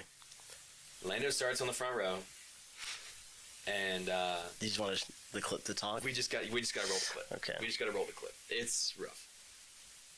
Let's get this full screen. There we go. This is the race start. Oh my gosh! Attacks him. And then he runs wide. Oh. And now he's down. Poor guy. And he keeps tumbling. And then there goes Max, and he's off. Yep, and you can pause it there. Really, really rough. Yeah. Really rough watch. I'm a pretty big Lando guy. He's probably not my total favorite. Maybe not my ride or die, but he's definitely probably one of my favorite drivers overall. He's cool. Him and Carlos Sainz are probably my two favorite. Really? So you were pretty hyped for this weekend. I was hyped. And he lost the lead on the first turn of the first lap. Now, those who keep up with F1 will know Lando has a history of this. Mm-hmm. He has made a reputation for himself here in the nickname First Lap Lando. First Lap Lando. I've never heard of this. This is new to me. He, a lot in earlier this season and a little bit last season, he would start in first place and get to the first turn and lose the lead. Day in and day out. It just happened again. It happened all the time. Now, he's gotten a lot better about it recently. This is the first time we've seen him do it in maybe 2 or 3 months. Okay. So he's been getting better. And then First Lap Lando made a return. Hey, we're creatures of habit. Right where we didn't need him to. Oh, it was so rough. He fell because he made that move to try and defend against to try to defend against Max Verstappen. He missed his braking point. He braked way too late, didn't get stopped in time for the corner, and just completely overshot like you saw in the video, and lost not only the first place, but second place as well. George Russell drove around him, and that meant Lando got knocked down to P3. Off rip. Now, eventually he did actually recover back to second place, but he would not be able to catch Max whatsoever. Max is just so consistent. He just, as soon as Max got the lead and he kept it for like 3 laps, it was. I knew it was going to be another Max Verstappen race over. Masterclass. As per usual. He's a great driver. He's insane, and he shows it week in and week out. And he did. He's my favorite. It was his race. My favorite. Anyway, bandwagon for sure. I actually do really like Max. I used to be a Max hater, but I'm actually kind of secretly rooting for him this season. Now, Lando did that. There was some wrecks. Nothing crazy of note, at least for our purposes. Lando made that move, recovered back to P2, and through the end of the race, they waved the checkered flag, and our top 5 for the finish of the Las Vegas Grand Prix was Max in first. Of course, he's the champ, reigning champ. Lando in second. He was able to recover back. George Russell in third. Oscar Piastri in fourth, and Kimi Antonelli in fifth.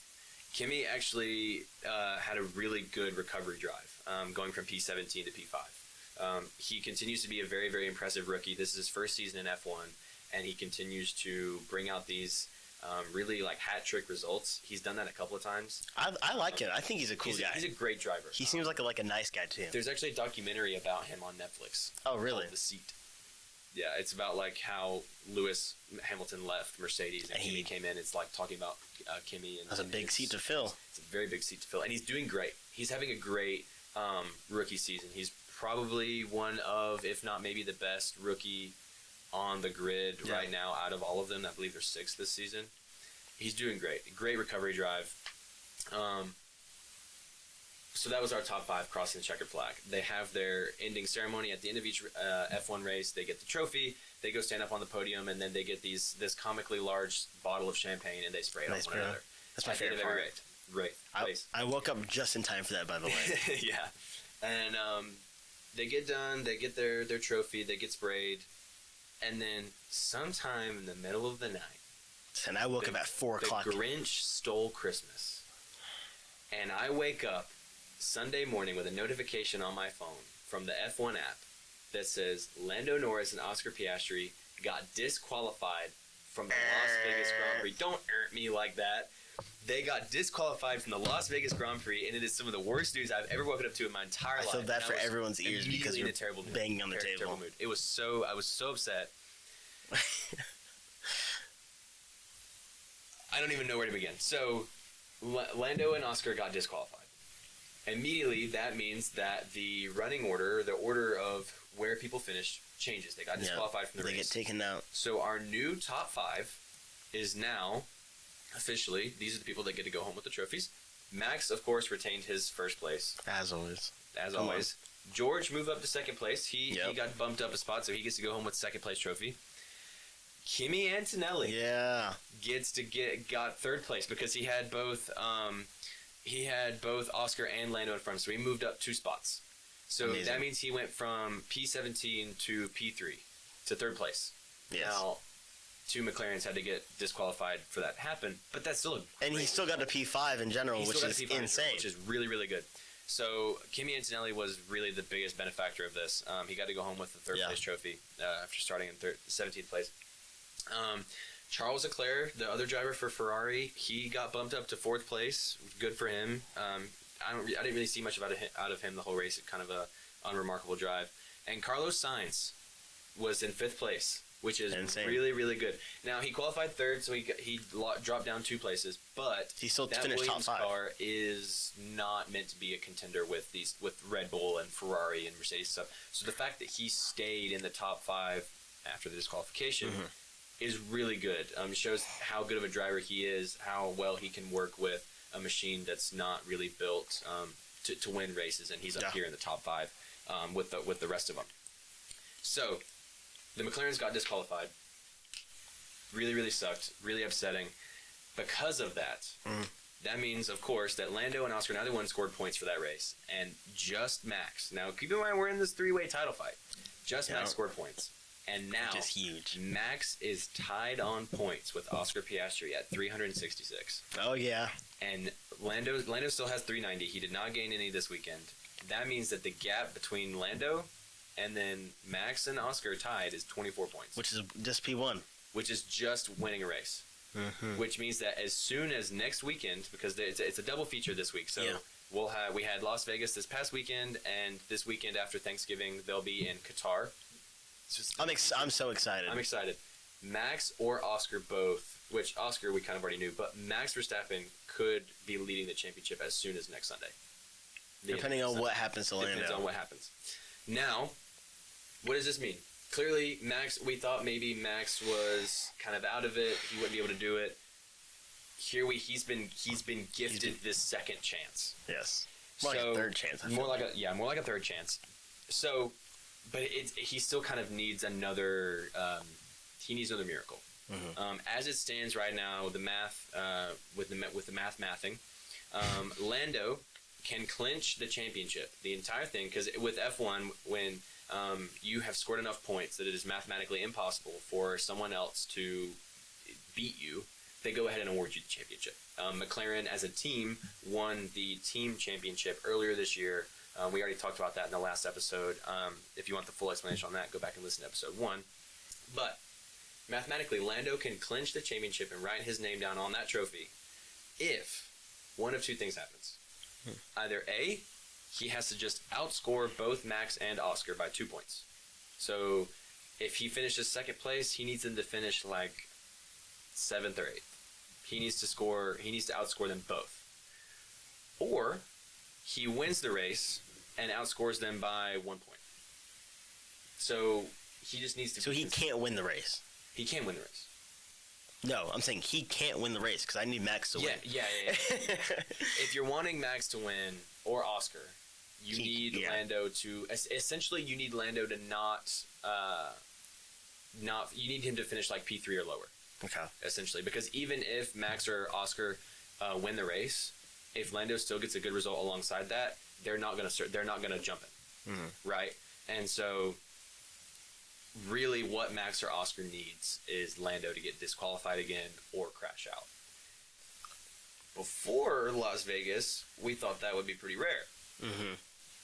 Now anything's up for grabs. Anything's up for grabs. So it's gonna be really, really interesting. The Qatar Grand Prix weekend is gonna be really, really exciting. If you're kind of getting into F1, tune in. It's gonna be an interesting one. A lot is riding on it. It's gonna be quite interesting. Now, to break down just for a moment, because I'm a nerd, why the McLarens got disqualified. There is underneath every single F1 car a wooden plank of wood, like this table that we've got definitely hurt on. their ears. No, they're good. This table that we've got our stuff sitting on. There's a length of wood, probably actually about the same length as this table, not as wide though, underneath every F1 car. And this is to kind of help regulate aerodynamics. They want to keep things fair, and they want to make sure that the teams with a lot of money don't just absolutely run away with it with the teams with not a lot of money, right? So this plank is there to reduce like the crazy things that they can do underneath the car, because the underside is very, very aerodynamically important in creating downforce. And the more downforce you have, the more traction you have, the faster you go. There is a thickness requirement that board must be, it's called a skid block, that the skid block must be at the end of a race. It has to be 9 millimeters or thicker. Yeah. Both the McLarens were too thin, which would, in theory, provide an aerodynamic advantage. Which is why their car was also sparking so much, right? Which is why their car was sparking. I noticed that. I was like, dang, so many sparks. Yes. Now, McLaren has come out and said that they didn't do it intentionally. The F1 law keepers, if you will, the sheriffs of the land, the FIA, okay. the governing body of F1, the FIA, also came out and said that, hey, we don't think McLaren did it on purpose. But they the rules. They still did it, yeah. But they still did it, so they got disqualified, unfortunately. So we've got a lot to look forward to. I'm excited. It was a rough weekend for a McLaren to be a McLaren fan. Mm-hmm. Great time if you're a Max fan. I'm secretly rooting for him, but I still want Lando to win. But we shall see. We shall see. Tune in to indeed. Guitar if you've got time, if you're interested. Oh yeah, it's gonna be a good one. To close out our second episode, we're going to do what we typically do. Wait, that's why you were here. Oh, that's why I was here. Okay, we're good. No, that's why I was here. To close out, we closed out last time with some hot takes. We're going to do the same thing this time. It went well. We just want to keep it going. It's fun. It's fun. It's a fun time. We got to have some fun. This time it's not just our takes. This time it's not just our takes. It's actual people who watch. The people. We have some from my film club. His film back club? on campus. I'm technically a part of it, but I've never been in one of the meetings. Nope, he hasn't. He's a cheat. My bad. A liar. Oh, whoa. Okay. Anyways. So we've got hot takes. We mentioned at the beginning of the episode, if you paid attention to the Instagram, we put out earlier today a spot to go submit some hot takes. We'll probably be doing that again. We got some pretty good responses, so keep on the lookout for another post in the future to submit some more hot takes, and maybe you'll get featured on the pod. Oh, yeah. Now, would you like to go first? No, you go first. Okay, I'm going first. Now, my first hot take was submitted via the Instagram. Shout out to Chapel, if you're watching. His hot take is mac and cheese is overrated. We're gonna do it at the same time? Yeah. Okay, ready? 3, 2, 1. Disagree. Oh, thank God. Okay, praise the Lord. There's nothing overrated about mac and cheese. I love mac and cheese. Shout out. I can eat mac and cheese every day. I actually didn't used to like it as a kid. And Shame. I found the error of my ways. I mean, mac and cheese is so good. Kraft mac and cheese is good. You don't think Kraft mac and cheese... Whoa. You don't think Kraft mac and cheese is good? No. Homemade all the way. Homemade is better. Kraft is good. You will never catch me ingesting Kraft mac and cheese. There's no shot. Homemade. Kraft mac and cheese is so good. If you say so. You're still... I know, I promise you. You're 8 years old if you still... Okay, well, My sister still eats it, so that makes her 8 years old. But anyways, mac and cheese is not overrated. I think it's great. There's so many different things you can do with it, by the way. Mac and cheese casserole. My grandma, every once in a while, she'll make some and she'll do like breadcrumbs on the top. Oh, 5 cheese mac and cheese. Dude. I'm so hungry. Campus has some 5 cheese. Yeah, our campus has some mac and cheese. Oh my gosh. And it has some breadcrumbs on it. Oh my goodness. Oh, I'm hungry. It's $10, but it's worth it. No. Not really, but... Mac and cheese is not overrated. Chapel, if you're watching this, you're wrong, and I'm going to be praying for you. But next hot take, unfortunately, we're going to keep getting hungry in just a moment. But this one, I'm expecting maybe a little bit of heat from this one. Okay. This is my own. Okay. Functionally, as a holiday, just the day itself, Thanksgiving is better than Christmas. And I will stand by that. Now, however, and this wasn't part of my hot take, but Christmas as a season is better than Thanksgiving, of course. Yeah, that's why I had to the culture. But as the day itself, the holiday, the singular day, the 24 hours that you call Thanksgiving and Christmas, Thanksgiving is better. And of course, we know what I'm going to say for this one, but for the sake of sport, 3, 2, 1. Disagree. Dang. Why? Okay. So, Some may know, some may not. Most probably won't know. Or some may, a lot may know. Anyways, I'm a very picky eater. Which is why... He's a really picky eater. Like, I don't eat 90% of things you probably expect for any guy to eat, let alone a black guy. Tell him what the worst one is. What's the one that everybody makes fun of you for? Oh, I don't eat anything with sauce. No condiments. I'll eat pizza. That's the only thing. It makes no sense. Anyways. So, I think without the food, Thanksgiving just doesn't have anything. I mean, listen. Whoa. Family is great. Family is great. You heard it here first. I'm thankful for a lot of things. Ungrateful. But he doesn't care no. what you're thankful for. He doesn't care what his family's done for him, what all these people that have done things in his life. He just wants your food. It's true. I'm a horrible person. Anyways, or some people say I don't want your food because I'm picky. Anyways. Yeah. So... what most people talk about when it comes to Thanksgiving is like, oh, I'm thankful for my family. And a lot of people also talk about, oh, I can't wait to eat. I love Thanksgiving food. This whole week, I've only heard people like, oh, I can't wait till I have stuffing. I can't wait to have that turkey. Stuffing. I love turkey. I don't eat any Thanksgiving food. You don't eat nothing. Turkey. I don't. Stuffing. Nope. What else is there? Mac and cheese. Yes. Come on. Green beans. Nope. Not the green beans Chicken that are pot pie. served. No. Pumpkin pie. Nope. Apple pie. No pies. What? What do you eat? When your family gathers for a Thanksgiving meal, your entire family is around you. They're all staring at you. What are you eating? Don't clown me. I swear, if you say chicken tenders, it's not chicken tenders, but sometimes if they have fried chicken will be something I eat. What are you eating tomorrow? Probably fried chicken, like a bread roll. Don't laugh. Okay.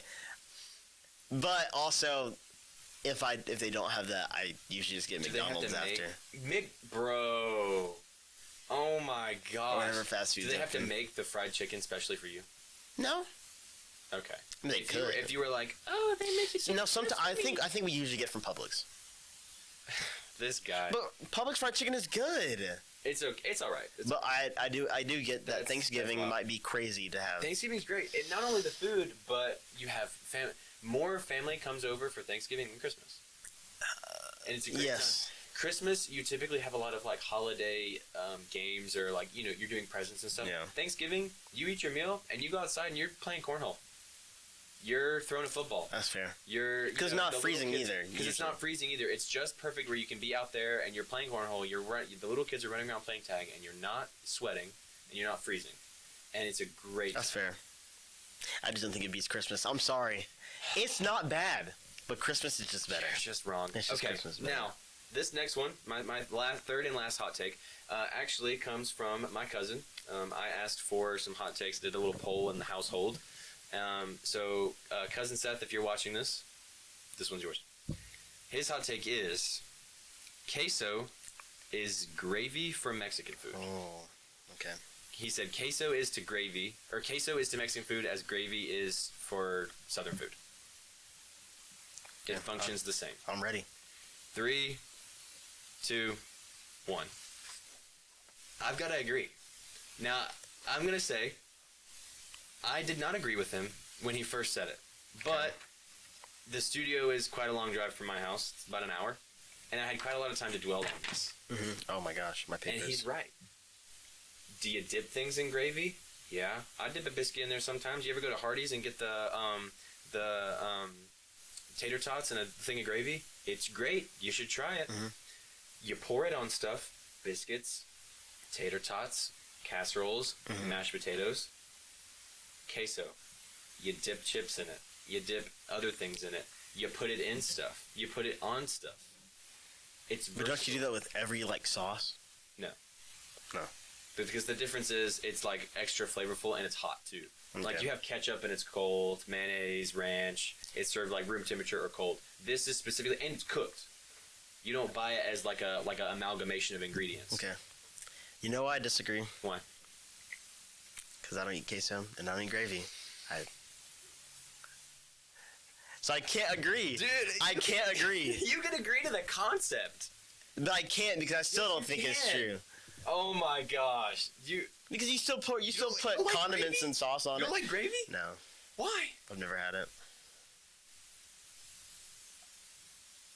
Where were you born? Actually, don't say that. Were you born in the South? Greenville, South Carolina. I need like your parents' phone number because I need to talk to them about how they failed as parents after this, because that's like, I can't look at you the same. I'm gonna get you some gravy. I won't need it. I'll bring. No, you're gonna eat it. Why? You haven't even tried it. You haven't even tried it. You haven't even. You are guessing. You are so full of prejudice. I'm very prejudiced against anything. It's sauce, so consistency, feeling. I'm gonna bring in a third opinion. Our technology guy back there that's helping us make everything so visually appealing here, Mr. Dan. Do you like gravy? White gravy. He says white gravy. Not brown gravy. Not brown. Okay, white gravy, not brown gravy. That's fair. That's still great. Is it great? Do you love it? Yeah, but like as a breakfast gravy. Oh. Not as a dinner. But no. Oh.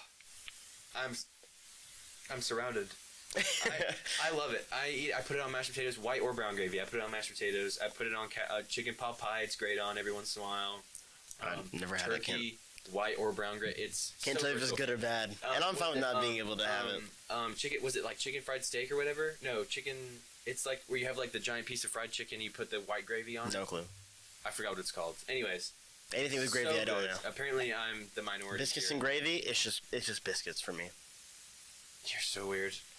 Anyways, queso is gravy for Mexican food, and you're not allowed to disagree. We can disagree. We can agree to disagree. So I default to being right. Okay.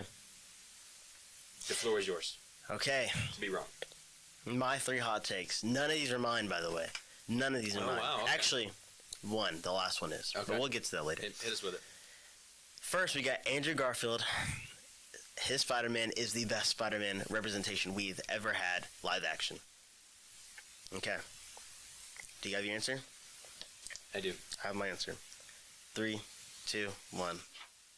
Oh, don't tell me Toby. It's Tobey Maguire. Okay. It's Tobey Maguire. His Spider-Man, this is nothing against Tobey Maguire. Cool guy. Great movies. It's not Spider-Man. Yeah, it is. No, it's not. He's awkward. As Peter Parker, he's awkward. But he doesn't make any funny jokes. Not until the third movie. Hey, that dance scene was one big funny joke. Not until the third movie. He doesn't have. There's nothing of that. There's none of that. But the third movie was supposed to be the worst out of the three. Nowadays Tom people Holland say is pretty good. I like Tom Holland. I think he's. I think Toby. I think Toby's the worst of the 3. I know. I disagree. I used to be a diehard Marvel fan, and I as I've grown older, I used to be. I'm just not really that much into it anymore. That's fair. I'm very much more into Star Wars now, but I would probably say, because I've watched all of them more recently, I would probably say, even though I think, recalling from my memory, I think Tobey Maguire is the best. Probably I would gravitate more towards maybe Tom Holland, I guess, since it's the most recent that I've seen. No. But trying to bring the movies back up in my mind, I feel like Tobey Maguire was better. Okay, the movies. In terms of movies, Tom Holland has the lowest tier ones. Because your third movie isn't great without the others. Because you have no cameo. They should exist as a standalone. Huh? You're saying they should exist as a standalone, like it shouldn't have to. Is Tom Holland's? On the Yes, it should. Now, Marvel as a whole, the movies do generally tie in with everything. Right. But with Spider-Man, it's different. Homecoming, we had, Iron Man, Tony Stark, all throughout the movie. Which isn't how Spider-Man started. It felt like a collab movie. Yes. And then Far From Home, it was him and Nick Fury, and he was struggling with losing Iron Man. Losing Tony Stark. And he had to figure out how to do his own thing. Character development. Then we get to No Way Home, and now it's the other Spider-Man that are helping him. He's had help in every single movie. Nothing he's done by himself. Andrew Garfield, he did everything by himself. Tobey Maguire did everything by himself. Which is why, granted, Tobey Maguire's Spider-Man, his webs came out of his arm. Which is why he's better. No. Because he's a Spider-Man. No. Because it still doesn't make any sense. I mean, comics don't make sense. I was about to say, you're asking a lot from I am. a series. Andrew Garfield's the best. He makes jokes while he says, take the police take the mask off. He goes, what's the point of the mask if you're taking it off? He didn't say that verbatim, but what's the point of the mask? It doesn't hit quite as... That's not what the point of the mask is. It's a Dream reference. My bad. I'm not a big movie. Okay. But that's... Someone got that. Anyways. Insert clip with Dream. Yeah. The clip of Dream. Andrew Garfield's Spider-Man is the best. You can disagree, but just know you're wrong. Can't argue with that. Next, we have all Marvel movies that have came out past Endgame. So this is everything after Endgame. So all the shows. Okay. You got the Eternals, that movie, the Eternals that many people forgot of. I love it personally. Eternals is pretty good. All of that is overhated and can be considered a top 10 movie in the Marvel universe, not in general. Okay. In the Marvel universe. I have my answer. Ready? 3, 2, 1. Disagree. Okay. Agree that we're disagreeing. Yes, but I don't disagree for the reasons people think. Oh.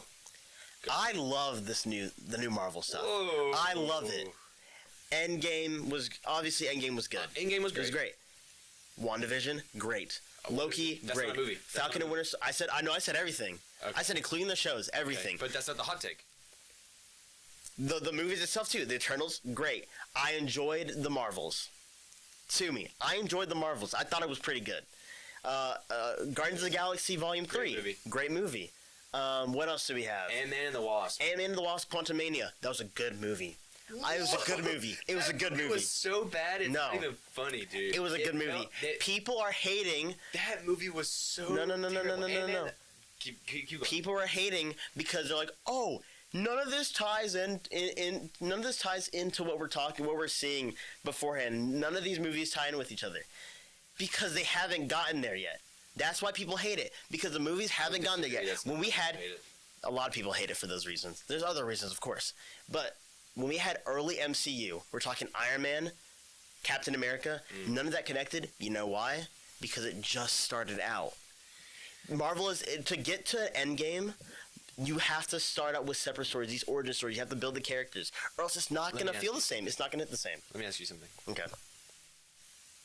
Their edits are made, right? Of yes. Like clips and stuff from the old movies. Yes. Where are the edits from the new movies? They haven't gotten there yet. No. They should be. We are in. Okay, this is gonna bring in a little bit of pop culture for you. Okay.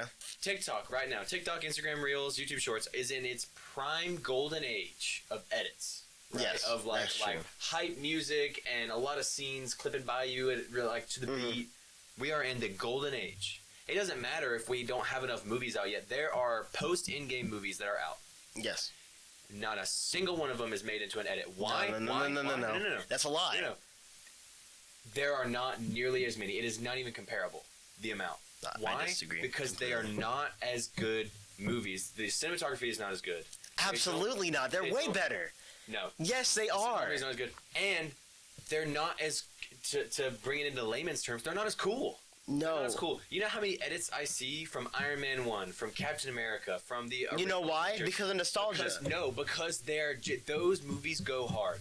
No, they They do. Don't get me wrong. Called not the Bad Batch is the Star Wars version, but the evil guys that ended up being the new Avengers, quote unquote. What's it called? The Suicide Squad, but Marvel. What are they called? Well, technically, new Thunderbolts. The Thunderbolts. It was an okay movie. People love that movie. A lot of people love that movie. Probably my favorite New Age Marvel movie, and that's not saying much. The entire movie hinged on a really sad guy.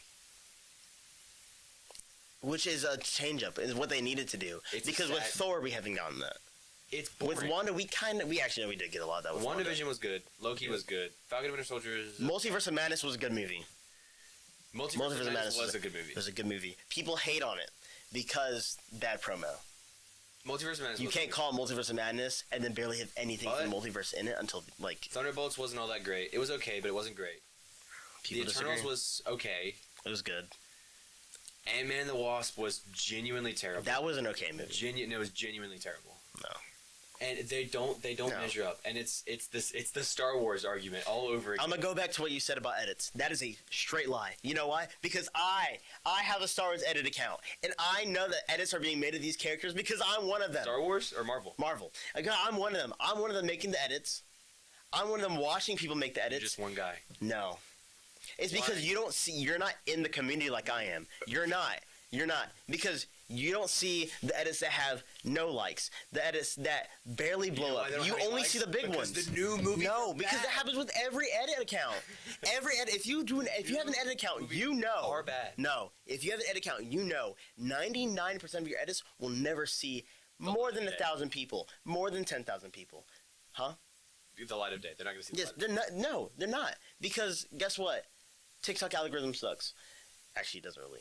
But it's because edits in general aren't watched like that. I think you're wrong. I don't. No. I can't agree with you. I think that there are some movies in the post-Endgame era that are better than others, and some of them that could maybe contend with the old ones. But to do a blanket statement like you have here and say all of them, that's why I disagree. It's completely. That's why I disagree. I had disagree. I had disagree up. But again, I disagree for a different reason. Because I enjoy them, but there's no way we're saying they're top 10. They're not top 10. MCU movies. They're not top 10. And they're not overhated. They are. Anyways, we can move on to my third, which is going to be even more heated. LeBron is better than Jordan. 3, you ready? Yes. 3, 2, 1, agree. Agree with a question mark. I don't know a lot about this. Okay. To be honest, I don't keep up with basketball as much as I should. This is my thing, and I will say this wholeheartedly. Give us your spiel. A man who is in his 40s playing a physical game of basketball, LeBron, still doing everything he was able to do when he was younger. Obviously, not to the same extent. But still being able to dunk the basketball, still being able to run up and down the court. Anybody can dunk the basketball. But dunking over people, bodying big men in the paint. Okay. Like that is not only talent, skill, athleticism, consistency. He's never had a bad season. So why is Jordan not that good? Jordan's not as good because he's had an insane amount of help. Yes, LeBron has had a decent amount of help in these couple of past years, and even on the Cavaliers he has. But this sounds like your Spider-Man argument. People talk about why no. This sounds like your Spider-Man argument. It does actually, yeah. People talk about why LeBron, Michael Jordan has so many more rings than LeBron. Yes, because Michael Jordan wasn't playing against a 2016 Warriors team that has a whole lineup of superstars, with the bench even being great players as it is. Wow. LeBron has played an insane amount of better competition than Michael Jordan has ever played. And Michael Jordan has had a lot of help. Dennis Rodman, one of the greatest defenders to ever touch a basketball. Scottie Pippen, one of the greatest shooters to ever touch a basketball. His team has not carried him, but he has had an insane amount of help compared to LeBron. LeBron came out of high school, went to the league. We're talking he's like 20 right now. Not right now, but he was 20. Right. He's got a son. Absolutely destroying people rookie year. He was shooting fadeaway half-court shots, game winners, when he just got into the league. How old is Jordan? Jordan's old now. I don't know how old he is. Is he older than... He's not older than LeBron, is he? No, he's way older than LeBron. What are you talking about? Jordan played from LeBron. Or before... Jordan played before LeBron. How old? Is he like 50? Jordan, you said Jordan's like 4... Or LeBron's like 50. What? LeBron's like 41 or something like that. Michael Jordan... Okay, Michael Jackson, that's not who I'm looking for. Michael Jordan is 62. Okay, put him on the court. No. Do a 1v1. No. Why not? Because he's nowhere near Neither one of them physically capable as he was. Neither one of them are. No.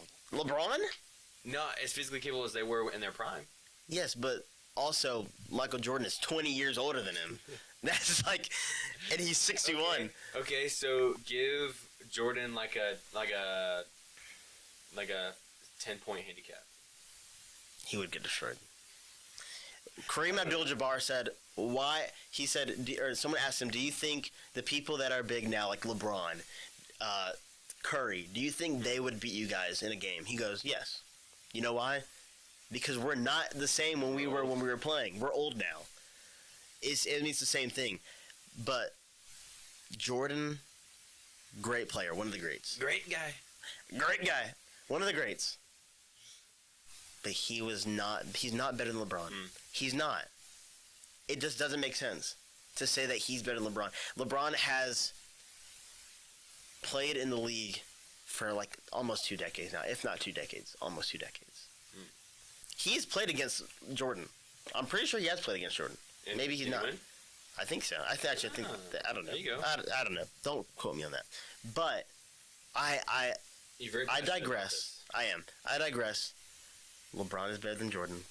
Okay. He has better stats than Jordan. He's played longer than Jordan. He's a better athlete than Jordan. Break it down for us. I had fun playing devil's advocate, but I believe you. I don't know enough to contradict you on that. Yeah. I figured when you were getting so hyped leading up to the reveal that I figured you were going to agree, so I sided with you that I didn't have to explain myself. That's a smart choice. And explain you don't why I disagreed with you. Yeah, you don't want on a topic that I don't know enough to defend a position from. So now again, granted, I would my dad might not agree. So I guess I'll talk to him after this. Probably get a phone call, but yeah. Well, but yeah, that was all quite enlightening. The difference between LeBron and Jordan. You're welcome. I appreciate you walking me through that. You're welcome. I'm still probably not gonna. I care a little bit more than I did beforehand. That's good. Yeah. So it's the same thing with cars for me. I care a little more. But that's why you're here. That's why we're here. You know what they say? When there's a Will, there's an Evan, and I'm Will. And I'm Evan. And this has been why we're here. And this has been episode 2. Make sure you go follow all of our new social media accounts. Follow us on Instagram, YouTube. Of course, listen to us on Spotify. Give us a follow there. Make sure you ring the notification bell, as the creators say. Share with your friends. You get notified when we post and when we upload next episodes for the podcast. Yeah. This has been why we're here. Yeah. We're glad to have you. Merry Thanksgiving. Don't, dude. Not Merry Thanksgiving. Eat turkey. I won't be. Happy Thanksgiving. Eat some mac and cheese. Get you some gravy. Have a good time. We love you, and we will see you after the holidays. Peace out. Bye.